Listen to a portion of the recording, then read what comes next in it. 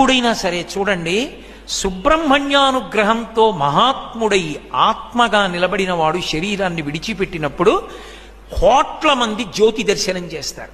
శరీరం నుంచి జ్యోతి బయటికి వచ్చి వెడుతుంది. నేను మీకు కొన్ని ఉదాహరణలు చెప్తాను. మీరు ఆ సంప్రదాయమునందు అనురక్తి కలిగిన వాళ్ళు కాబట్టి తరువాతి పరిశోధన మీరు చేయండి. నేను మీకు కొన్ని ఉదాహరణలు చెప్తా. అపర సుబ్రహ్మణ్యావతారులన్న పేరు ఉన్నవారు భగవాన్ రమణులు. భగవాన్ రమణుల్ని చాలామంది సుబ్రహ్మణ్యావతారం అనే పిలిచేవారు, సుబ్రహ్మణ్యుడిగానే కనపడేవారు కూడా చాలామంది. ఆయనే ఒకసారి చెప్పారు, అకస్మాత్తుగా ఆయన పొదల్లోకి వెళ్ళిపోయారు. పొదల్లోకి వెళ్ళి బయటికి వచ్చి, అయ్యా ఎక్కడికి వెళ్ళారంటే వారి నోటి వెంట అబద్ధం అవసరం, ఆయనకి ఏముంది, కృత్తికల పాలు తాగి వచ్చానన్నారు. ఆయన అరుణాచలం పొదల్లోకి వెళ్ళి కృత్తికలు పాలిచ్చేవారు అని చెప్పేవారు. ఆయన గోచి పెట్టుకుని పళనిలో సుబ్రహ్మణ్యుడు ఎలా ఉంటాడో అలాగే ఉండేవారు, కర్ర పట్టుకుని నిలబడితే.